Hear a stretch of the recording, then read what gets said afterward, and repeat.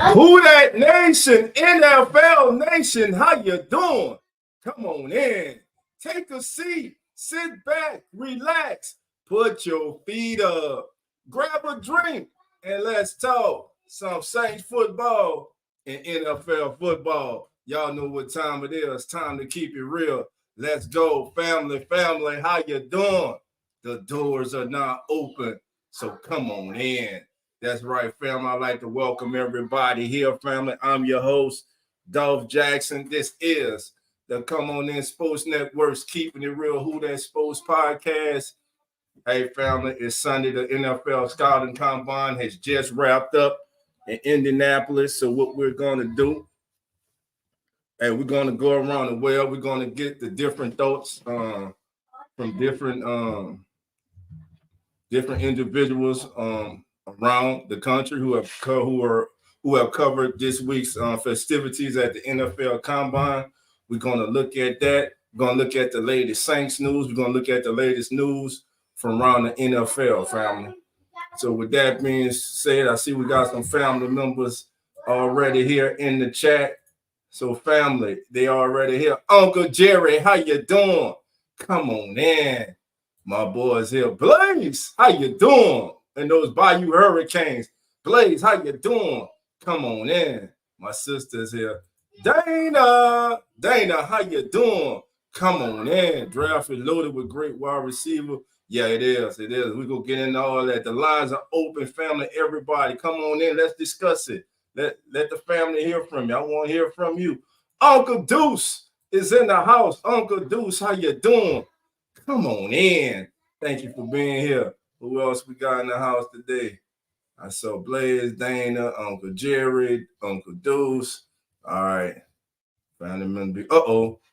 Coach Rock, the game has changed. How you doing? Come on in. Thank you for being here. All right, family. Listen, we got. I think that's the co-host of Keeping It Real Who That Sports podcast in the NFL. I think that's Coach Rock, family.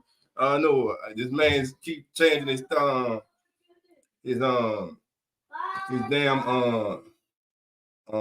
photos for his Facebook and everything every 2 weeks, man. I don't know, man. I don't know. Jerry said, "Oh, dog, that's a troll." Yeah, that's a troll. Gotcha, Jerry. Gotcha, man. All right.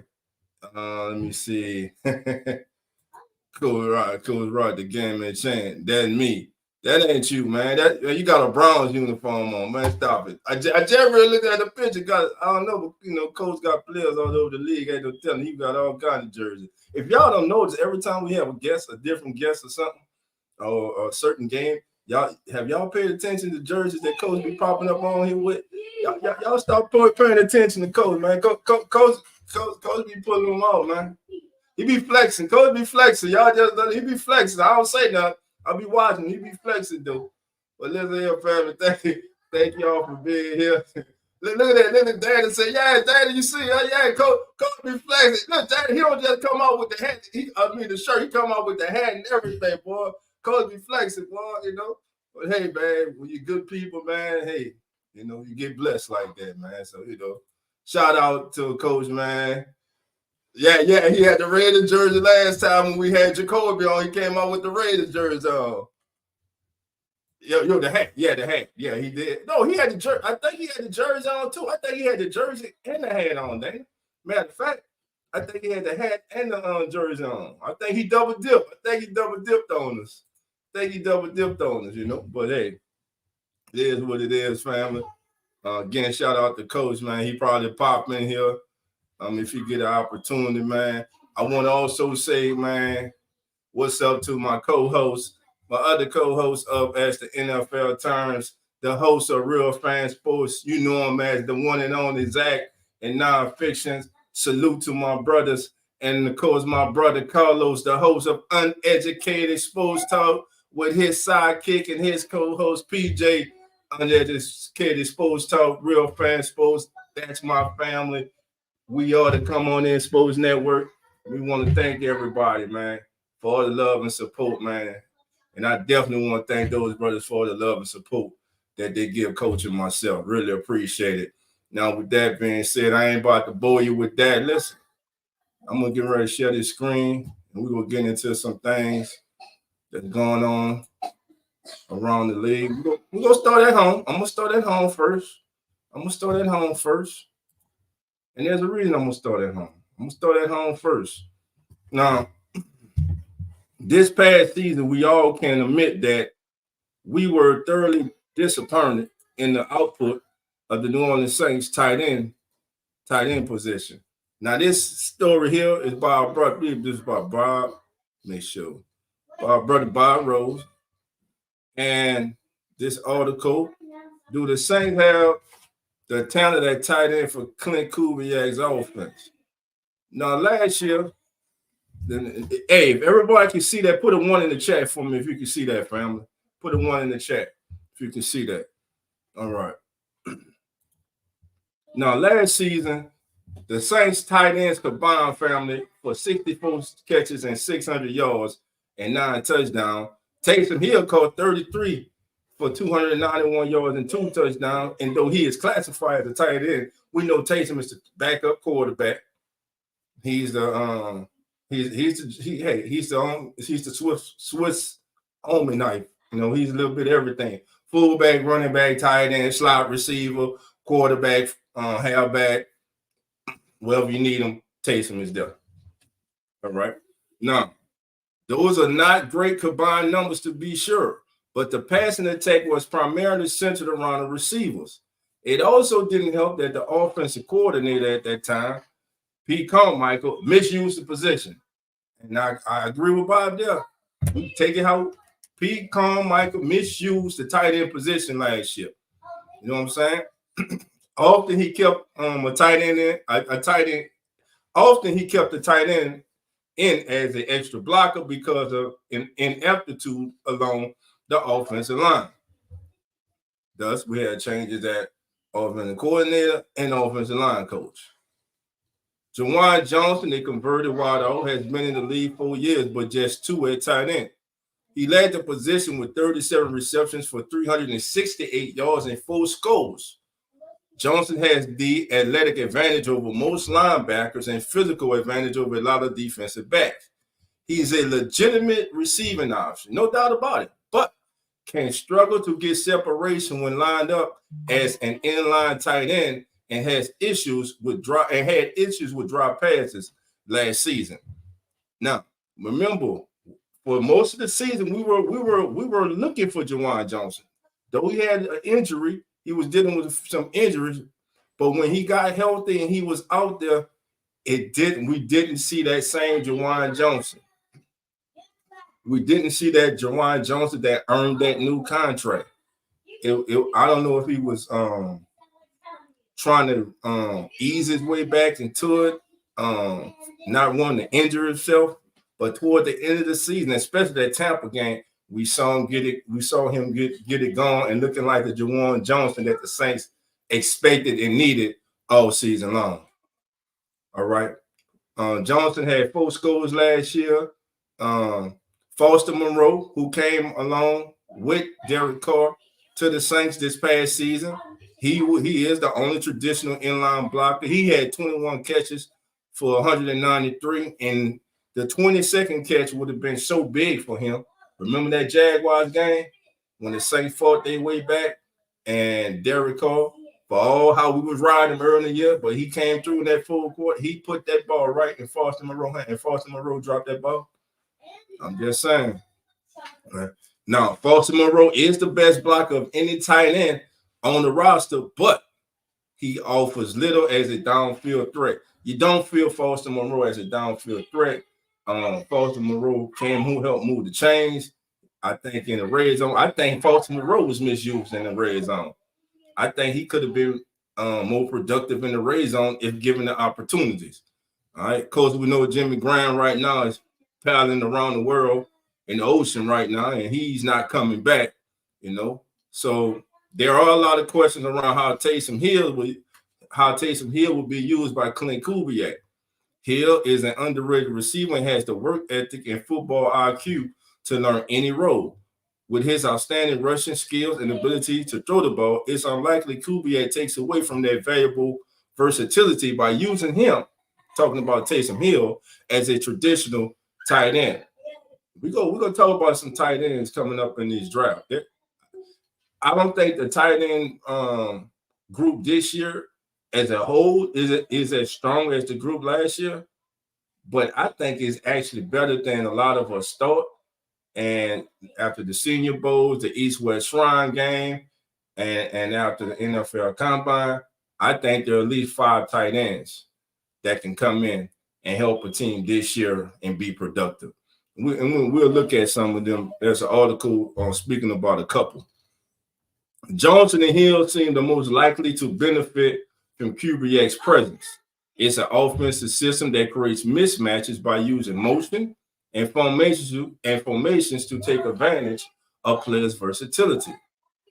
The main question is, does Juwan Johnson have the talent to grow into a bigger role? That's a great question. When you're in the NFL, you earned the contract, you got paid. We know he's talented. But can Juwan Johnson elevate his game this upcoming season to play a bigger role in the Saints offense?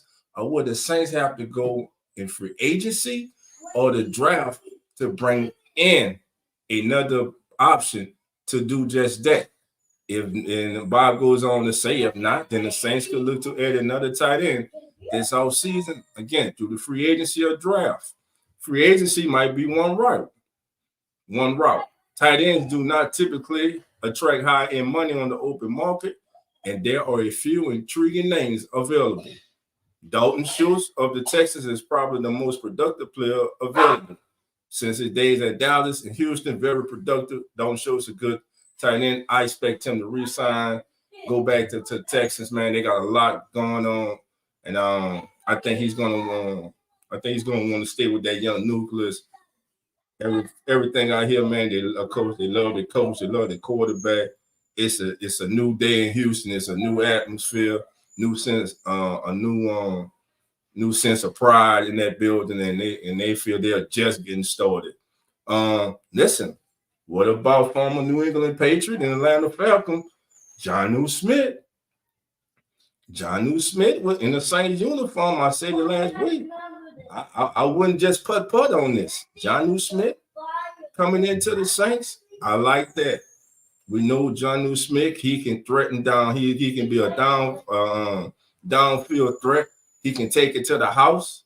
You got Hunter Henry, who's with the Patriots, as a possible option in the veteran free agent class coming up in about 11 days. You got Austin Hooper from the Raiders. I don't want nobody else from the Raiders. This is getting ridiculous now. I'm just saying, hey, let me get back on top. But no, if they want to get out, Austin Hooper is not a bad player. And they are terrific inline pass catchers that can threaten defenses down the field. That's what the Saints have been mentioning. And this kid here in the picture, Irv Smith Jr., which the name should sound familiar to longtime Who Dat Nation members and Saints fans, as his dad, Irv Smith, was a former league. Irv Smith, Saints took his dad in the first round from Notre Dame as a tight end. Irv Smith Jr. Of the Bengals. You got Mike Gesicki, who I wanted last year. I thought if the Saints could have got Mike Gesicki last year and paired him up with Juwan Johnson, I thought that would have been a real nice matchup. Or superb athletes who can also line up wide or in the slots. Smith, son of former tight end Irv Smith, played his first 2 years for Kubiak. Something to keep in mind. His first 2 years was with Clint and Dennison in Minnesota. So keep your eye on him. Now, I said we was going to get to it, but Bob has the picture right here. This young man here, saw him live at the Senior Bowl. Impressed with him. Long kid, rangy kid. Theo Johnson from Penn State. The draft is another option. Rookie tight ends don't often make an immediate impact, but we've seen that trend reverse slightly with Laporta, Kincaid, Hockenson, Kyle Pitts, and listen, everyone's expecting Brock Bowers, who is a consensus top 15 pick in everybody's mock draft to be available when the Saints pick at 14. Though he is undersized, He is technically sound as a blocker, and of course, we know when he has that ball in his hand, man, he's spectacular with the ball in his hand for a tight end, man. If Bauer isn't available, or the Saints address more pressing needs with their pick, then there are a few late day 2 or day 3 prospects that look like impactful players. And I'm gonna tell you one, mine is that right there from Kansas State. Y'all heard me talk about him when I came back from the Senior Bowl.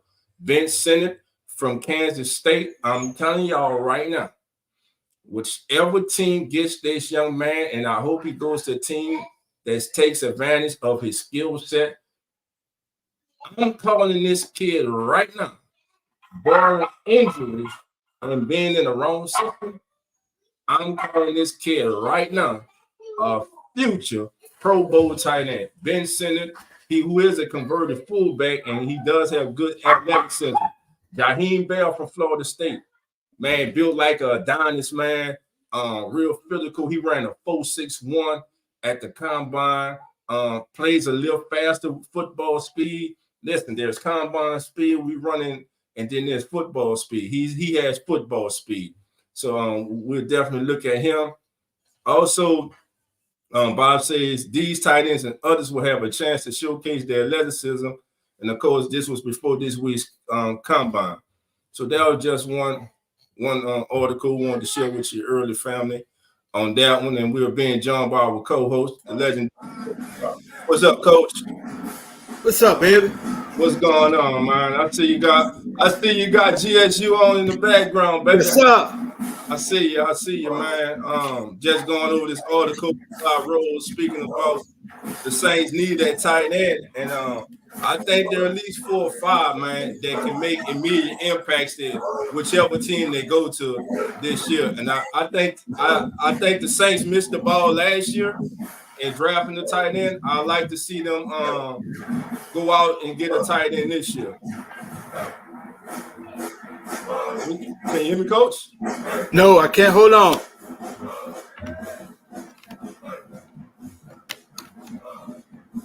You gotta turn your TV down in the background, bro. Let them march. Let them march in silence. There you go. Coach over there playing with new toys.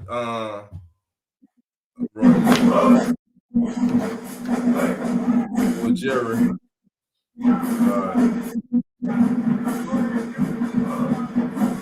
You loud, Coach. Your background loud. I'm sorry, I was just jamming off that Grambling State music, bro. I'm sorry. I ain't mad at you, man. Yeah, you know what I'm saying? Look at that band. Look good, though, don't it, though, bro? Look at that band. It look good, bro. It look good, bro. Man, look at that band. I'm ready for some HBCU football, bro. I got you, man. But what's your thoughts on the tight end position, Coach? The prospects in this year's draft and the Saints need at tight end, which I think is a need. Yeah, I like the kid that went to Brother Martin, Irv Smith Jr., man. His dad is a former tight end with the New Orleans Saints. I think he would be a good pickup for the Saints to pick up. I know he's been a little injury prone, but he's still young. I think still a lot of productivity that we could get out of him. Right. And the kid that I just mentioned from Kansas State, man, Ben Sinnott, like I said, when I came back from the combine, he is someone that stood out to me. Also, Theo Johnson was there. He looked good. But I just think Ben Sinnott has something. It's just something special about that kid. I just think in the right scheme with the right coaching, I think that kid has future Pro Bowl written all over him. I think he could be that. He could be something special, real good in the NFL. All right, our brother Tedra, what up, bro? Come on in. Says I just don't think we need to draft one first round. I understand that, but how often, just say hypothetically speaking, how often would you get an opportunity to draft a player like Brock Bowers if he's sitting there at 14 with the possibility of him changing the dynamics of your offensive team. Think about it. If you have a tight end who's explosive and as physical as a Brock Bowers with the ability to take it to the house whenever he puts his hands on the ball, plus he will help replace what we're missing, what the Saints are going to be missing with Micah Thomas, is that over the middle, catching traffic, 50-50 ball. I think he can come in and he can be a difference maker. So you just think about it for a second. I mean, it's that time of year. We're allowed to dream right now. We're allowed to think. Saints come out opening day. Bowers tight end. Olave, Shaheed, and Coach. Here's a sleeper pick from me. I love this kid from Florida, Parasol. I know everybody is trying to talk about play with Cole with the Raiders. What's his name, Coach? Who was that? The receiver played with Cole with the Raiders. Everybody thought the same. We're trying to trade for it today. You talking about the slot? Slot receiver. Yeah, don't need him. Don't want him. I'm telling you, this kid Parasol from Florida or McConkey from Georgia. Those two kids, I'm telling you, they go come into this league and they will wreck shop in the slot. They're going to be two real good young, and both of them can run. Parasol not only is a good route runner, but he's speed. I think he ran like a 4.4, maybe a low 4.3 if he ran it out. Hunter Renfrow. Thank you, Randy. Come on in, Randy. Thank you. Yeah, Hunter Renfrow. Hold on, Duff. Hold on. What you want me to do? Jerry, let me address this little issue, bro. Grambling State was out of town at the time. They were over in Europe playing, bro. They were actually Usher's first choice to play for the halftime. So let me give you a little clarity on that, Coach Jerry, Uncle Jerry. They were out of town. They were overseas playing at the time. So I saw you put that there, but actually Usher's first choice was Grambling State University band. So you can take that little sonic Bach boot, whatever they call them, and But anyway, back to what you were saying. Yeah. So, all right. Pedro said, if we can't keep our quarterback upright to get it to the tight end, will he really make a difference? Yeah, he'll make a difference. Listen, this draft is loaded with offensive line. I'm telling you right now. I was looking at the on-field drills, and of course, listen, tape don't lie. The tape is out there. But what you can get from watching these drills today was a player's lateral movement, his quickness, his change of direction, his ability to move his feet. When he's sliding, does he stand straight up, or does he stay bent over? Does he stay in a good football position? Where are his hands? Are his hands below his knees, or they're above his head, above his knees? And so looking at those drills today, my guy continues to impress, man. Joe O from Notre Dame, yes, we all know the kid from Penn State. Until I get his name right, I'm not gonna say. I'm just gonna say the kid from Penn State, the big tackle from Penn State. I gotta get the kid's name right. I'm gonna get it. But Tali Fuanga from Oregon State, I keep saying that name. I'm telling you, if he's on the board at 14 in the same draft night, I'm gonna be sitting up here like a proud papa, because I think that kid has an opportunity to be an all-pro player. Yes, I said it, from Oregon State. Tali Fuanga has an opportunity to be an all-pro player. Let's see. Jerry, it's all about love, Coach. Yeah, he putting that sonic bop or boom, whatever they call themselves up there. Man, stop it. Stop it. Yeah, right. And then Grounding played in 3-4 Super Bowls. Actually, it was the top 10. They played in the very first Super Bowl. Yeah, they don't play in the number Super Bowls anyway. Yeah. So, But anyway, sonic boom stuff. Man, come on. So with that, that's the meanest gun in that gumbo.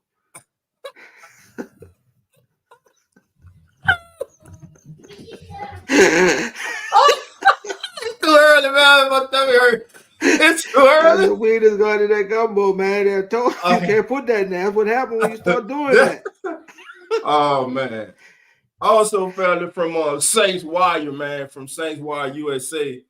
my brother John Sigler over there, man. There's a big misconception going around Marshawn Lattimore's contract. And so let's take a look at that right quick. Now, with Marshawn Lattimore's contract, a lot of teams, of course, as Marshawn Lattimore is going to be a lot of interest. So here's what Sig writes. Sig writes, it's important to remember that the NFL scouting combine isn't just about the college prospects working out ahead of the 2024 draft.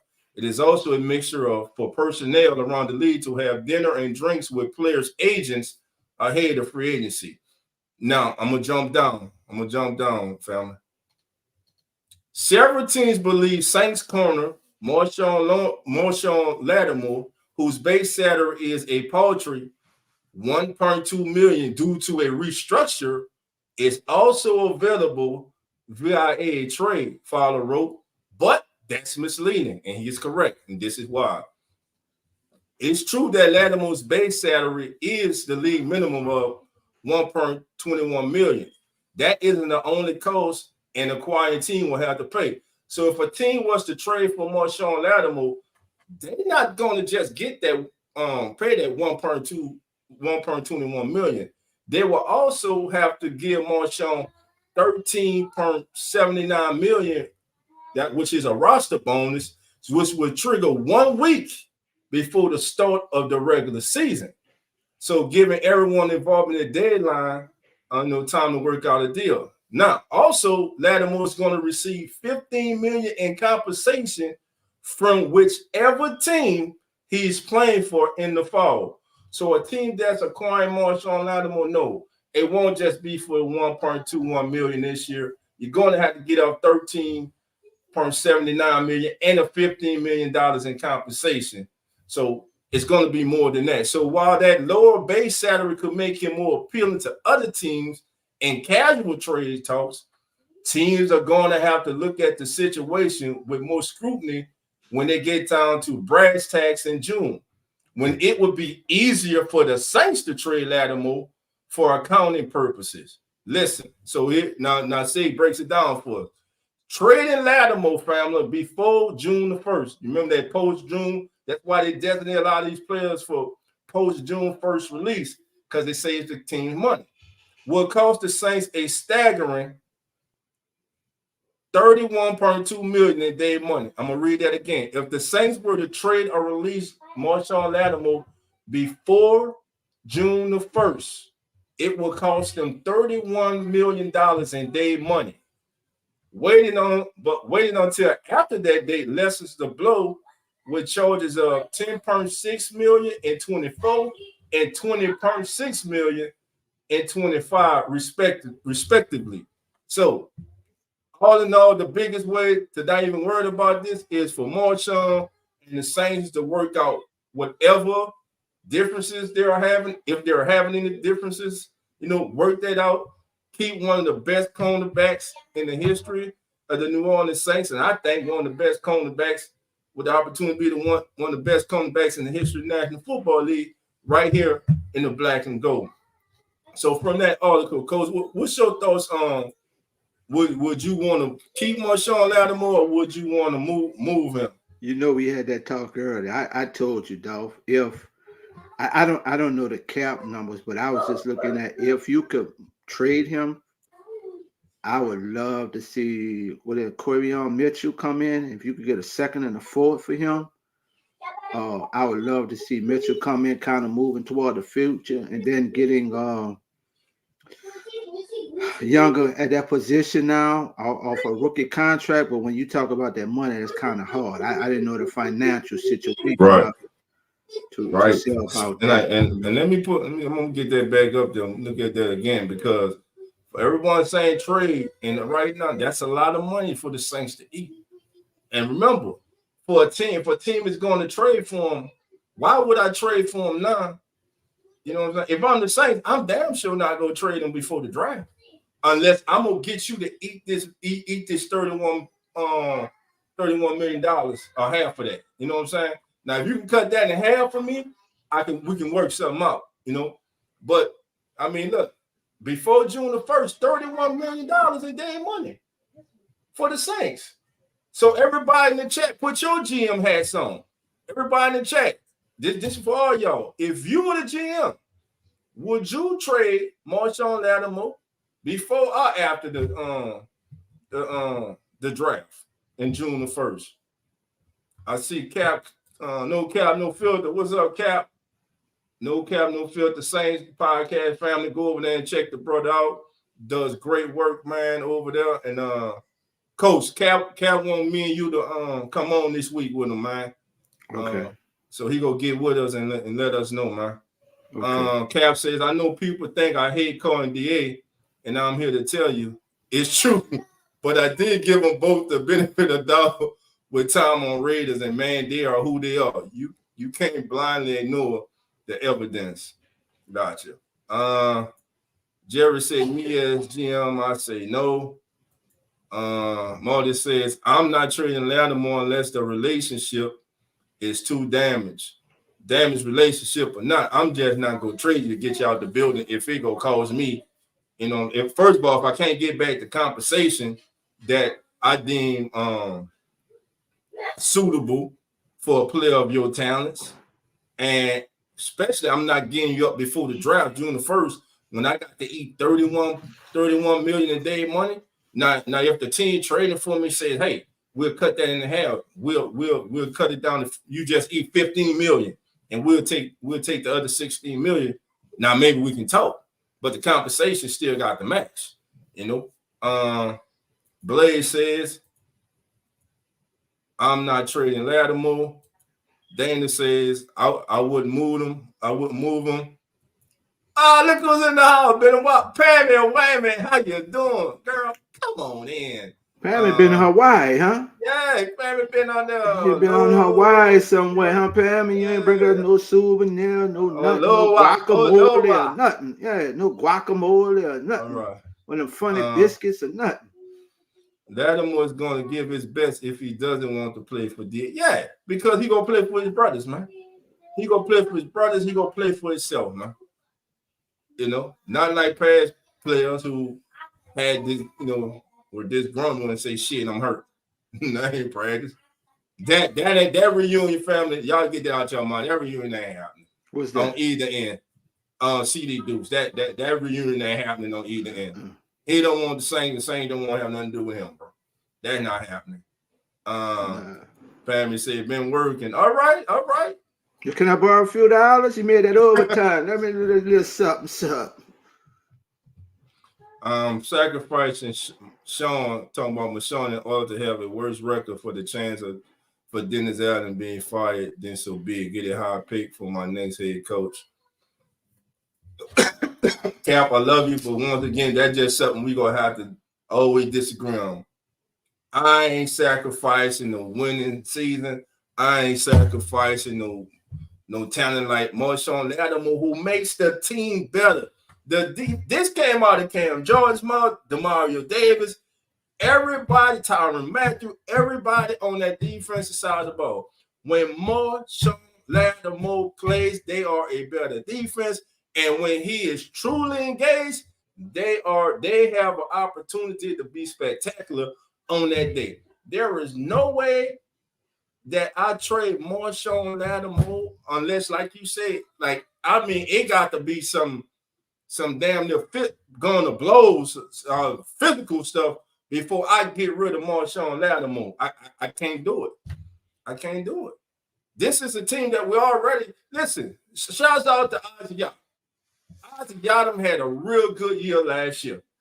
But before that year last year, what did Isaac Yadam do in the NFL? He was a journeyman. Okay? He was a journeyman. Could he have finally found his spot? Could he have finally found his niche? Could he have finally gotten it? Could be.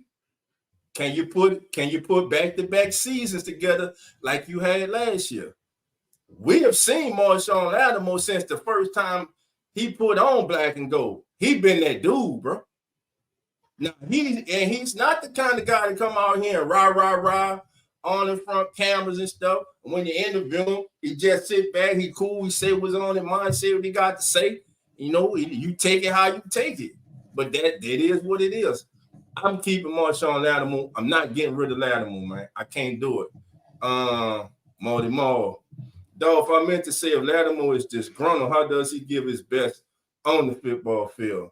Because it's football. If you go out there half-assing it, other teams go see it on tape. Your teammates go see it. You have a responsibility to yourself, your family, and your brothers. They ain't do you nothing. Your grab would be with what the front office and probably the coach, but not your brothers. You know, you go out there and you play football. You go out there and be a professional. You're getting paid millions of dollars to be a professional. You know, but hey, I ain't crazy. These guys they're human. You know what I'm saying? But at the same time, man, I think he go out there, man. I don't think that's something we'll have to worry about with a player such as Marshawn Lattimore. Uncle Duke says, facts, they be crazy if we let Marshawn go. He's a lot. Pammy Whammy says, I'm not getting rid of Sean unless it's a sweetheart deal, and I mean sweet. Now, if somebody dumb crazy to say, listen, we're our AFC team too. Let me say, if I trade him, he going to AFC. I don't want to see him. And strike one, he ain't going to Denver. I ain't doing shit with Denver. But you already know what going to happen. If they do trade him, I guarantee you the Broncos be on the list, and I give it an 86% chance that he get traded to the damn Broncos. That's why I'll be upset, because I don't really think they go take other offers into consideration. I think they go do. Sean want more Sean. Let's send him to Denver. That's me, Coach. Go ahead, can Coach. I plug in, bro? Please, Coach. Earlier, when I came in, y'all thought that was a troll. I said, Coach Rock, the game has changed. That was me. That's my new thing. Okay. And it's just crazy how this came up. And what I mean by the game has changed, it's just about what we're talking about now. These cats stuff don't play no more for their teams. It's about themselves, bro. And if he's disgruntled, he's not gonna perform, bro. And all these cats now is about me, myself, and I.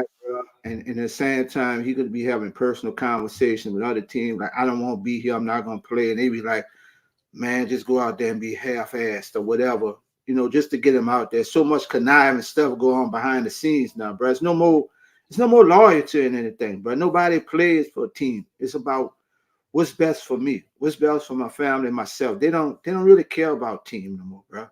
And I see this so much now, like, you know, to sit on the bench, they're not getting playing time. It's not this. It's not about team no more, bro.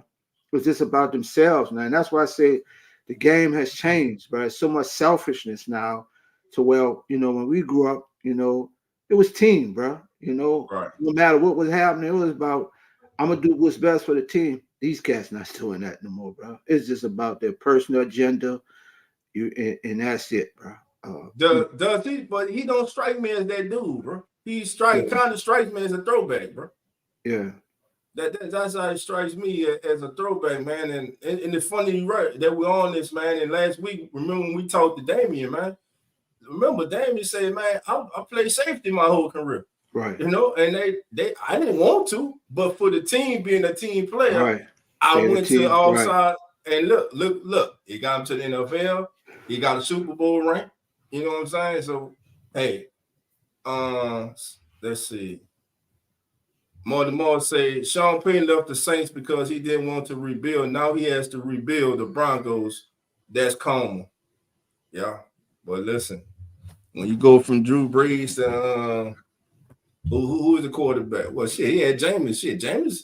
I just think things would be different if Jameis wouldn't have got hurt. We might even be sick. First of all, if Jameis wouldn't have got hurt, we wouldn't be. Derek Carr wouldn't be on his team. But you know, Sean Payton said something interesting, Brad. I never heard anybody double back on it. Sean Payton said one of the reasons he left the Saints because he was tired and burnt out of how the NFL perceived the Saints and all the bad calls that had happened to the Saints. He felt like the Saints. It was like he felt like the NFL had something against the Saints from previous games. You know, we go back to the NFC champ, but it was weird, bro. That we like nobody really dived into that conversation when he made that comment, bro, and it left my mind wondering, like, Is there something going on behind the scenes with the NFL against the Saints that we don't know about? Because he said he had just got burnt out because he felt like the Saints were just had got so many bad calls.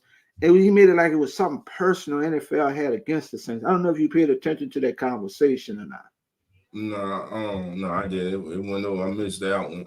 Yeah. It was recently or sometime last Well, season when he left, man, when I'm he gonna left. try to Okay, go back and dig that conversation up, bro. When I get time, and I'll send it to you this week sometime. And okay, it kind of put something on my mind, man. Like he said he was just burnt out on what he had saw the NFL had been doing to the Saints, bro. And it just kind of blew my mind, but I never doubled down and dived into it, like But I'm gonna go back and try to pull that piece up. all right, cool. Yeah, we most definitely let's do that. Give us something go back on and reflect on. And earlier this week, it was mentioned that the Saints are going to release safety Marcus May. Our brother John Sigler at Saints Newswire USA has 5 replacement candidates, and of course, one is already on the team. But word is that the Saints are looking at Howden as being the eventual replacement for Tyron when Tyron calls it quit. So let's take a look at the options, the 6 options that John Sigler has. First up is, of course, Saints 5th round pick from last year's draft, Jordan Howden. Howden is the obvious candidate to replace May next to Matthew, but it's not as sure. But it's not as a sure thing as you think. He fell behind veterans like Jonathan Abram on the depth chart late in the 2023 season. But whether that's the coach itself not wanting to start a rookie over the top or him not performing as well in practice as his competition remains to be seen. Either way, he should at least be competing for the job in 2024. And on draft, when the Saints drafted this kid on the 3rd day of the draft, Coach, I remember you saying, man, Dolph, I like that kid. He's rangy, he's always around the ball, and shit, Coach. I mean, the kid, he proved everything that you say, everything that people thought, and I think the kid's, I think he's a keeper, man. And I think he's only going to get better. Maybe some point last year he hit a rookie wall. You know what I'm saying? Maybe he hit that rookie wall, but the talent is there, the smart's there, the range is there. So he should definitely be first up. Now, next is Jonathan Abram. Now, Abram is on a free agent. He's an unrestricted free agent. Abram initially came in 2 games off the practice squad for the Saints, but after Marcus May suffered a season-ending injury, he was called up, and his role grew by the week to where he started in May's place through the last 2 games, including an impressive effort against the Tampa Bay Buccaneers, in which he had an intercepted pass, posted a fumble, and deflected another throw, and finished with 5 tackles. But he's a free agent, and there's a chance he leaves for another opportunity. For his veteran leadership, if they want to bring him back, yes, him and let him, Howden, and maybe a draft pick come in, fine. Now, Lonnie Johnson Jr., I think he moved on from Lonnie Johnson Jr., but Sigler says Johnson was regarded very high by the coaching staff and played well on limited snaps, but he missed time early on with a hamstring issue and was ultimately sidelined by a knee injury to close out the season. He is also going to be a free agent in a few weeks. It shouldn't be hard to re-sign him, but he's largely an unknown in this role, having never played more than 24 snaps in a single game for the Saints. I'd rather go another way in the free agency or bring in a young player. Speaking of free agency, Mike Edwards of the world champion Kansas City Chiefs. Edwards is a player the Saints know well. He suited up against them often with the division rival Tampa Bay Buccaneers from 2019 to 2022 before joining the Chiefs this past season as their 3rd safety. He's got great ball skills, but struggles to tackle cleanly. And he's a little undersized for New Orleans at 5'10". They've only really made an exception for breaking the prototype for Tyrann Mathieu. If the Saints are going to replace May with another veteran, they'll probably do so with a 2nd or 3rd tier free agent like Edwards. Then there's this young man here, Washington State, Jaden Hicks.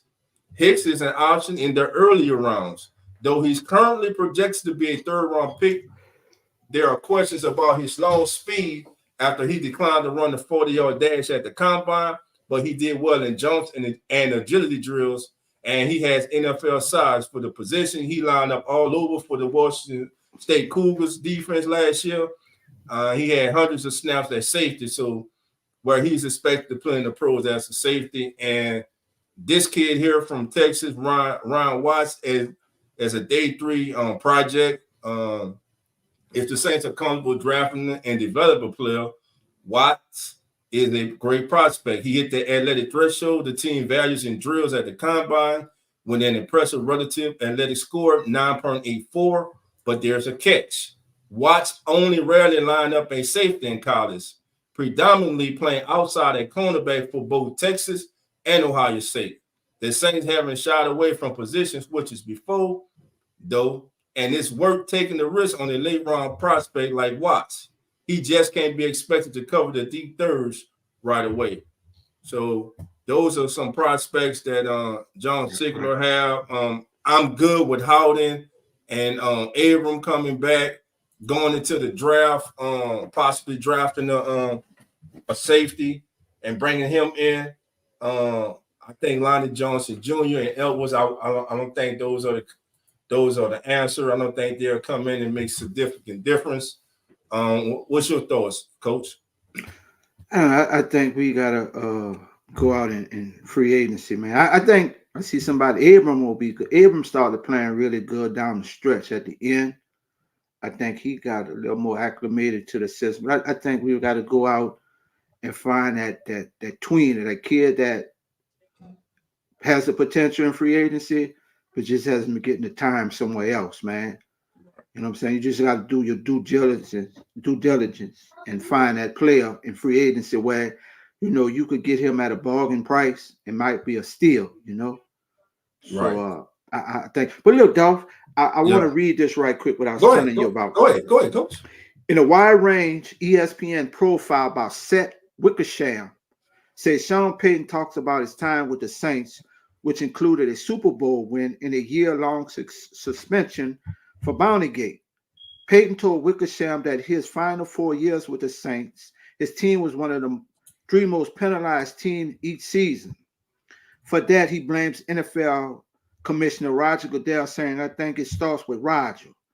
Overall, the coach was just burnt out after half. Then he said, he goes on to say, "I got tired of Goodell. That was my feeling. I would say on my part of losing junk balls in the game, whatever that means. The lack of the success or the lack of success with the Saints is a blimp on the NFL." And it kind of left me wondering, what was there more behind that, bro? When he said that,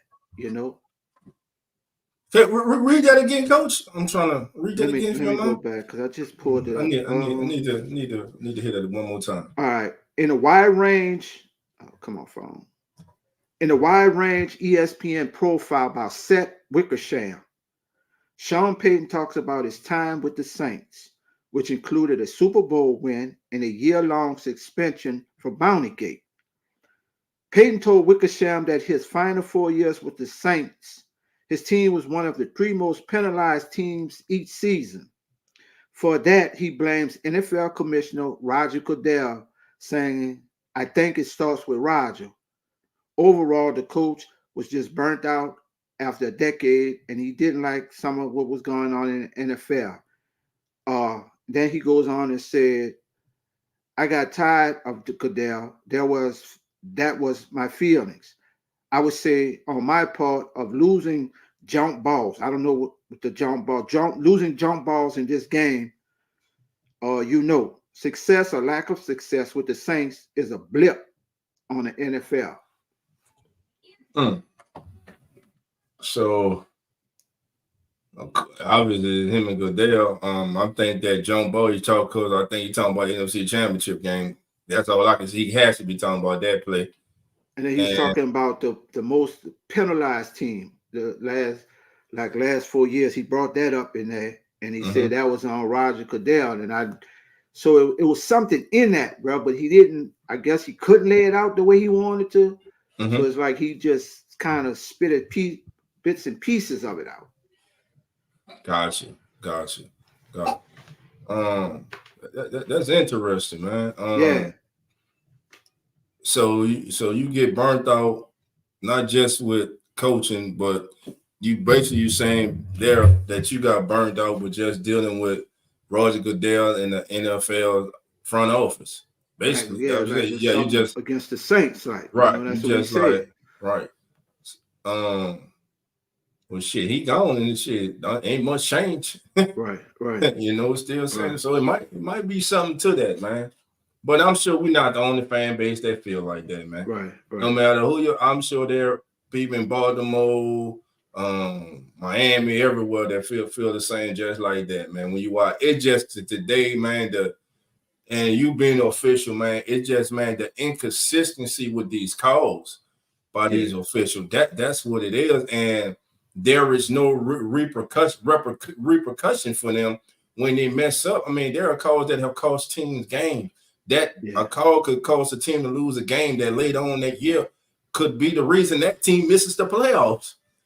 So it does matter. I just think that they need to hire. Everybody keeps saying hire full-time officials. I just think they need to have be reprimanded when they mess up. And if you mess up again, you need to be gone. I think that's how it need to be. I mean, you hold the coaches and players to a higher standard. Damn it, the officials who are out there, they need to be held to a higher standard because they are there to uphold the integrity of the game. And a lot of times they just drop the ball. All right, family. So now, family, today, yesterday, last night, a record was set at the NFL Combine as Texas wide receiver Xavier Worthy, who was looked upon as a late day 2, late second, early to mid third round pick, ran the fastest Combine 40 recorded in history. It was 4.22 by former Washington receiver John Ross. For those who didn't see it, I'm going to share the screen with you. I'm going to get that up there for you. And we go watch this together, family. This is courtesy of NFL.com. All right, let me get that up there for you. Look, this kid was moving, man. Let me see. Go back. All right. That way, that can clear out the way so we can get down. Xavier Worthy from Texas. Now, his first run, coach, was a 4.25. Yeah, that boy moving, bro. Now, here we go, family. You're about to witness history. Man. 4.2240. Unlock. He knew it. The fans in there was excited. All the receivers, coaches, man, that was a great moment for that kid, man. 4.25 and 4.22. Xavier Worthy. Now, the problem Worthy had on the football field, which may be the reason he's not in the first round, is consistency with his hands, coach. He was inconsistent in catching the ball. And matter of fact, what we're gonna do next week, I'm gonna try to get our brothers on here from the Hit Zone, try to get Jay Hits on here, man, to give us the rundown about Xavier Worthy, Byron Murphy III, and all the Texas 2024 prospects in the draft. So I'm gonna try to set that up for this week also, man. But Worthy, man, extremely fast. It was some great work going on this week. Again, watching the offensive line drills, man. The top prospects. What did the kid from LSU run? What did they run? The receiver. The receiver. Thomas was second. He ran a 4.33. That's the one. I love that kid there, man. He ran, matter of fact, let me see if I can find it. Thomas. Combine. Thomas, Xavier. Yeah, Thomas ran Brian Thomas. Yeah, he ran a 4.33, I believe. That's Aaron Parent right there. King God Mike, bro. That kid was motoring, bro. All right, fam. Let me get that up. Let me get that up there. He big, he physical. Yeah. Love Thomas, And man. he was the second, and he wasn't the best receiver on the Right. Tigers. He was behind Neighbors. Right. All right, let me make sure we'll get that up there for y'all. All right, this is Brian Thomas from LSU. This is his 40 at the Combine family. Here we go. 6'2.5", so he's about 6'3". And 209 pounds. Yeah, big kid. Yeah. Look at that. Man, he ran that 4.3. I thought 4.34, coach. That was his first time. He ran a 4.34. I would love him at that 14 pick. I don't see it, coach. Now this is a drill I was talking about here, coach. This is Jackson Powers Johnson. That's the center, big lineman center. Yeah. And watch their feet. Now, what we were looking for here, what you don't want to see the lineman do, you don't want to see them hop. You just want to see them slide their foot. Shuffle. Okay? It's shuffle. Yeah, you want to see them shuffle. Now, this is pulling. I like this drill too. Yeah. And what you're looking for on that is the sense of change with the hips, bro. You're looking for the hip, change the direction with the hip. Yeah. And see, that's the pulling drill right there. Kind of high. Got to get down. Yeah, that's why about it. They don't want to be high. That bam. Yeah. Look at that pop. To get back, go. This is the drill. Watch their feet. Watch his feet here. Pop, pop, and go. Looks like he's running on his heels almost a little to me, there, coach. What was the kid from? Now, the kid I really like, nobody talk about, from South Dakota State. Was it? You talking about the what? The that's wide a big receiver? boy. No, the tackle. The tackle from South Dakota. Hold on, man, that's a big kid, bro. Let's see. He got good feet. He got. Come on, let's look it up, coach. Let's look him up, man. All right, offensive lineman at the combine. I got two things over here. Let's see. Nothing. That was Brian Thomas. Offensive lineman from where he's from, coach? South Dakota. Okay.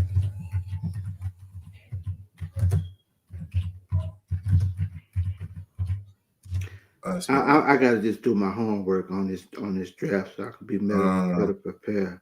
Let me do it. Let me see. Got 6 standouts. Let's see if I can get them up here. Cuz Fuanga, it's one. Who else? Garrett Greensfield. Garrett Greenfield. Let's see. See if we can get him up. Garreth.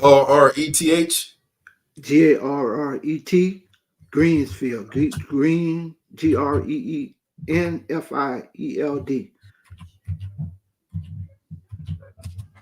Let's see. Greenfield. All right. Yeah, South Dakota State. Watch his vertical. Oh, let me see. I'm running forward. Let me get him up there on the forward. Hold on. Let me share that with y'all. Nobody's talking about this kid, bro. And this kid is, man.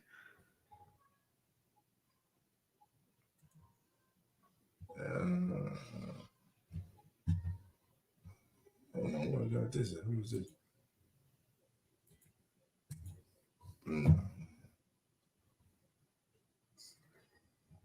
Let's see. He posted a 5.22 and a 40 for a lineman, bro. Yeah, hold on, coach. I'm getting it right now. He's 6'6", 311 pounds. 6'6", 311 pounds, man. All right. Get him out there. Yeah, I'm about to get it. Hold on, coach. All right. Let me set it up, family, so I can share that. Yeah, we'll go watch him. And I think they got him doing some other drills too. We can watch him. Now, again, this kid is 300 and what pounds, coach? 311. 6'6". Right there. 311 pounds. Hold on. We're going back here. Did I get it? Or did I go past it? I think I went past it. Let's see. All right, there we go. Right there. 5-2-2. So he went from a 5-3 flat to a 5-2-3. Mm-hmm. Dang, that's a big kid. That's a big kid moving, bro. Big moving down that field, man. Look at his feet good. Look, good feet. That's Jackson Powers right there. Okay. That's the one we just watched earlier. All right, so let's see. I think we have, let me see. I think I got some tape on him with him doing these drills. And his feet are all nice, man. Mm-hmm. And nobody's talking about this kid. In fact, I'm gonna do this. Let me go to X, and I'm gonna go on X, and I'm gonna get some on this kid. Let's see if that Frank Crum, Jackson Powers, J.C. Latham, Patrick Paul, Tyler Garton. Let's see. Let's go with come on, coach. I'm trying to get it down the puny. Scouting combine workout. Kings. Hey, this kid from BYU too, coach. Kingsley Sumati Taya. He ran his 40 yard, but he looked good in all the drills too. I'm trying to get your kid, man. We got everybody up here but the kid. Mims, Thomas, Van Grain, Nugent, Garrett. Where's Garrett? They don't have him. Let's go on X, man. Let's see if I can get something on Garrett on X, man. Right about the tight ends. Get out the way. All right, fam. I'm trying to get this up here. So, and it's Garrett. What's his name again, coach? Greenfield. If you could just go to some of his stuff at South Dakota State, like his highlight, bro, you'll just see this kid like. Yeah, that's what I'm about to do. I'm gonna see if we can see him in action. It's number 74, bro. And nobody. I don't even know how this kid not even in the top 5 for his lineman, bro. I really don't. I don't know what he missing, but when I first watched them play, this kid jumped out at me, man. I was like, who the hell is this number 74? Right. All right, coach, man. I got you. I got a few things up here. Let's see. This is him with his jump at the combine. Vertical there. Let's go with game action. See him out there. There he is right there. That's him pulling. That was kind of nice. That was nice right there. He coming, bro. He ain't gonna stop. He coming. He gonna finish you. Yeah. K went down. He's still going. He's down the ground. He's still coming. He nasty with it, bro. So what you see? Because I'm gonna see we see the same thing here when he pulled. Good feet moving and dodge on this block. He stayed with it, bro. I mean, that's what you look. But the biggest thing you look for, especially with the scheme that the saying, you're looking for athletic linemen like that can move, bro. They got to be able to move. When you go to those zone runs and all that, you got to have linemen that can get out there, man. Gotcha. Because on the first look at it, I thought I saw him like kind of straight up, but no, he keeps that good bend when he's pulling. He doesn't come straight up, yeah. And I like where his hand placement is too. When he's at right on the inside, they're not wide, elbows tucked in. Watch it, family. See, good. Elbows tucked in, is not wide, not high on the defender's shoulders, right in his chest. Watch it again. Watch his hands. And I really believe this kid gonna be the steal of the draft. Whoever gets him on the offensive line, bro. I really think wherever he's drafted could probably be a day 3 selection. Could sneak in the 3rd round. Yeah. All right. Let's see if we get any more. What else we got on? There. Let me go back. Latest on them. Let's combine. Let's interview. All right, let's watch this drill with him here, fam. Don't want to get too wide. Mustard stout one. Look at. All right, there's his feet. This is what? Bam, bam. Good feet, bro. Good feet. What about his punch? What you think of? See how he bounced right back in? He bounced right back into it. Step, jab, he was right back there. Jab, and he gone. Slide, one, bam, bam, slide. And he opened his hips up too. That's what I don't know. Like I said, I don't know what's the knock on the kid or why he's down. As far as he is as lineman, but to me, he's one of the top linemen in the draft. I don't, they know more than I know. But from watching him play, I think this kid is gonna be great. Whoever gets this kid gonna get a steal in the draft. So you could a good possible day 2 selection, you think? Tough. If I could get him, it depends where I was at 1. It was like a lower 1, the later rounds in the 1, like the lower 20s are down there. Yeah, I'd grab him.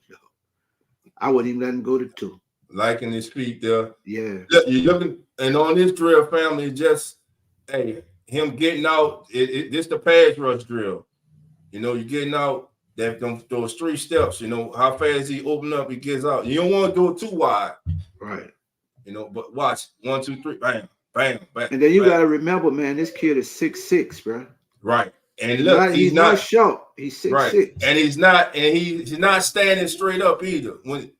See, he got good bend, good knee bend, good hand placement. See his hands? His hands are not below his knees or not by his knees. They're up in good football position. Yeah, the whole drill. That was a good drill right there. Mm-hmm. All right, let's see what else we can get on. And I tell you, another kid on the defensive side. Yeah. Inside linebacker, Edgerrin Cooper, Texas A&M, bro. Yeah, Cooper. They were speaking about Cooper yesterday. That's another kid, bro. He just man, he blows my mind. Here you go in this drill here, coach. Looks good. Look at his feet. Is that the run from That's him. This isn't going on between us. This is awesome. Bam, bam. Stand low. Good shuffle. His feet good. His shuffle good, man. And like I said, you gotta remember this kid is 6'6". He ain't short. That's a lot to maneuver, bro. And he's keeping that bend. He's not standing straight up in this. Remember in football, low man wins. So that's another good drill for him. Let me see what else we got of him in here. We did his 40. All right. Get on that one. So there. Yeah. That was good news with him, family. Who else we got in here? Damn, that's fast. Jerry said, damn, that's fast. But yeah, family. So that's a sleeper for coach that he likes. Gary Greenfield from South Dakota State. On the defensive side, Edgerrin Cooper, man. Inside backer from Texas A&M. Edgerrin Cooper. I watched him run last night. Kick and cover. He all over the field. And when he hits you, he reminds me of an old the Dawn Patrol, Vaughn. Ooh, that's a good one. Yeah, when he hit you, you know you've been hit. You know you've been hit. Yeah, that's a good one right there, bro. Vaughn Johnson, that's who he reminds me of. A throwback of Vaughn Johnson, just quicker. Yeah, he is. Yeah, let me go on. Hey, let's see if we get on him, man. That's Edgerrin Cooper. What ED? Yeah, all right. EORIN. Edgerrin Cooper, Texas A&M linebacker. Let's see. Oh, shit, I'm looking. I ain't going X. My bad. Hold on, family. And there we go. Let's search him up.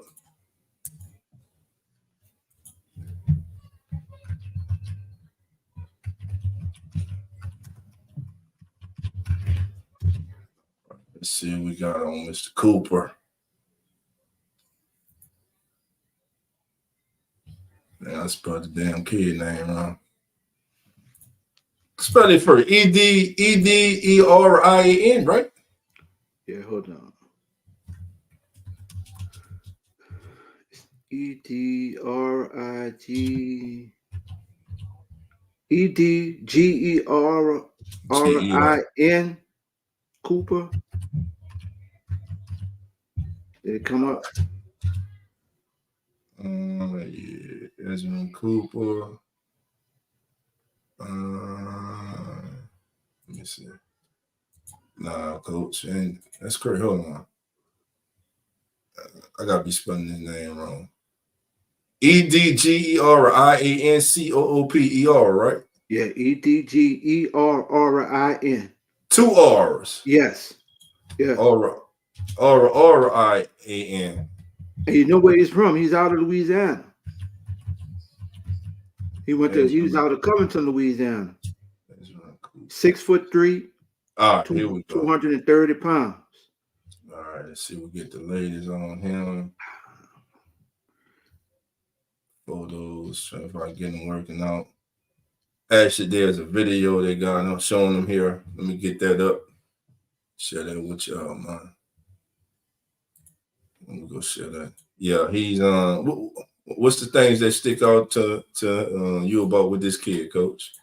His lack of he can read, he can cover the field, and like I said, when he hits you, you know you've been hit. You got to check your teeth.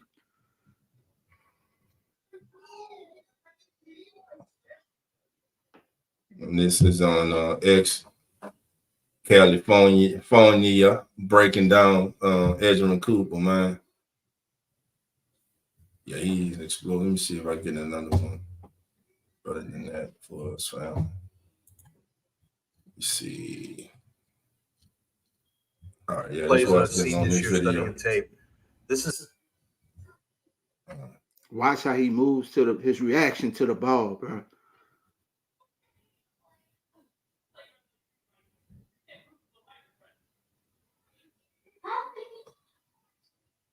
Right. You see he coming. You see that screen I'm coming. telling you, bro. Man, when Wire be the wide receiver, guess that's the guard trying to slide out to get him. And watch the hit. He jipped his shoulder behind. He went through. Oh man, that's a great play. That's a great play. Yeah, bro. I love this kid. That's a great kid. Nobody talking about a whole lot in the draft. Not a sleeper. Look at that. Yeah, him along with Peyton Wilson, excuse me, from NC State too, man. And Gray from Carolina, but I think it got a couple sleeper linebackers in this draft. So, man, Coach, as we leading up to the draft, man, maybe next week we need to pick a position group, man, and start doing a breakdown of that group and picking our sleeper players that we like from that group, man. Okay. You know, players that everybody else not talking about, you know, and we can do that. Let me see. Yeah, because that's two of them. And when you watch the film on both of these kids, bro, they stick out like a sore thumb. But for some whatever reason, they don't have mine to draft. But like I said, whoever drafts them, man, they're gonna get some quality players, bro, some steals. That's it on him. Yeah, man. And get the latest news about the combine. Let's go around the world right fast, family. Again, the combine came to an end today with the offensive linemen having center stage today. Deep offensive line class. You're gonna have some very good players not drafted on day one. You'll get a lot of starters coming in day 2 and day 3. So NFL combine news. And once we do this, family, we're gonna get out of here. All right. Here we go. Combine highlights, reactions. Now, a kid that continues to be modded to the Saints coaches from Alabama is Latham. Watch him worked on the field today. Think he moves well. Kind of showed a little stiffness to me, but an all-around good athlete. It's no secret who I want. I'm telling you who I want at 14, man. Who you want? I want Tali Fuaga I want Fuaga from Oregon State, man. What, That's what what is I it? want. The tackle? Yeah, the tackle from Oregon State. I saw it up and close and personal, and every tape I didn't watch and watching these drills this week, I'm even more sold on the kid, Coach. I don't know. I got different reaction, bro. I don't want to go tackle because you just moved up and took Penny.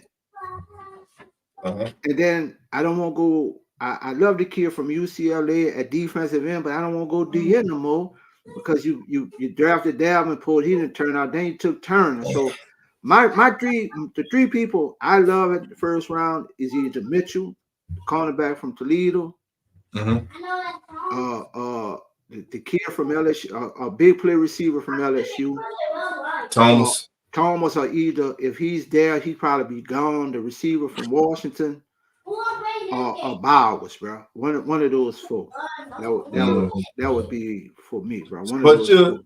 But should you let that, you know what I'm saying, detour you from getting possibly passing on a player that can be an impact player for you for at least the first 4 or 5 years? But my thing is with the tackle, I don't want Burner. He's got to be a show thing, man. Because I feel like if you do your due diligence in free agency, you could find a young tackle that hasn't been getting playing time, but has a little more experience, and you could plug him in if you really want to go that route, man. I want a playmaker at that 14 pick. Either on the defensive side or the offense. I want a playmaker. So let's say the Saints on the clock and they do select Quinyon Mitchell. Does that signal a definitely Marshawn Lattimore trade? Or could it be, like I brought up yesterday, could it be Alante Taylor that gets traded? It could be that. Or maybe you move Taylor back to safety. Taylor said he not playing safety though. Possibly. I mean, you never have enough depth at cornerback. So I mean, he said cornerback. You never have enough depth at cornerback anyway, with all these 4 and 5, receivers now. So I mean, it just add depth. But I mean, I love Mitchell. I love the two receivers. I really love the kid from UCLA, man. But you just been burning so many high picks with injury play, and then he has injury history, Coach. Yeah. That's the thing. He has injury history. But again, he got clear to resume his football career at UCLA. Again, a very polished pass rusher. Yeah, and his motor never stops, bro. His motor never stops. There's a chance. I don't think Dallas Turner will be there, but the kid from Florida State, Verse. In the second round, maybe you look at Robinson from Missouri, or Bryce from Washington. Now, if Byron Murphy's, I got to consider Byron Murphy if he's there at 14 from Texas. But you don't think you got to know? You just drafted a tackle, and then you signed 2 in free agency. I'm putting Murphy. I'll pencil in Murphy and Brissett and Saunders and Shepard. I think Roach is a must sign because I think he's he graded out this past season. I think he wouldn't sign. And you got too much depth at defensive tackle now. Well, somebody we gonna move on from somebody. Well, I get Murphy. Somebody gone. Murphy start. Murphy and Brissett. Give me those two youngsters inside. Then I got Saunders and Shepard at the rotational backups, and let's go. Yeah, I like Thomas or either Mitchell, bro, at the 14th pick. Now, your kid, the linebacker we just looked at from A&M, Edgerrin, second round. Because I'm like, I think if the Saints don't, I think if they go offense in the first round, I think they're going defense in the second round. And one of the most low-key positions to need is linebacker. Yeah, and then you got to remember DeMario's getting up in age too, man. That's what I'm saying. Yeah. That's what I'm saying. We need that replacement. Hey, and Pete paid, but he gets injured. Yeah. So I'm thinking maybe double dip at linebacker, maybe go free agency in the draft, And then who better to learn from than DeMario? Right. And then as far as going the veteran route in free agency, it comes down to whether that veteran is going to want to come in and already know, look, you're going to be used sparingly and you're going to have to play special teams because DeMario Davis and Pete are locked in as a 1 and 2. So so when you hit the veteran, whoever you bring in, they're going to have to understand that. That's why I think re-signing Zach Bond, now that and the Saints seem to be making that shift. Like, hey, situational pass rusher. He's an ace, one of your top special teams players.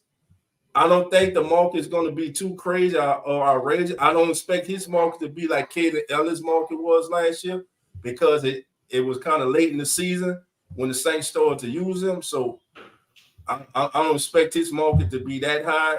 So maybe Zach Bond comes back unless some team saw enough and felt in love with him to say, hey, we liked you coming out the draft. We always felt you'll fit better in a system like ours. And when the Saints finally played you and to your strengths, we saw what you can do, what we always knew you can do. And here you'll get a chance to start. And so, of course, he's going to take that opportunity to start, Right. But if not, if they can get Zach Bond back, I would take Zach Bond. Now, the Commanders released tight end Logan Thomas yesterday. Thomas on the season had 55 catches for 566 yards. Like I said yesterday morning, that would have led the Saints. That's a veteran option. That's a veteran option in free agent. Maybe the Saints look at him. But, Coach, the tight end that I would love to have, listen, former New England Patriot and Atlanta Falcon, Jonnu Smith. I think, listen, if you can get Jonnu Smith in here as that veteran tight end, I think you can, in the draft, you can really bypass tight end. I think you can bypass tight end then.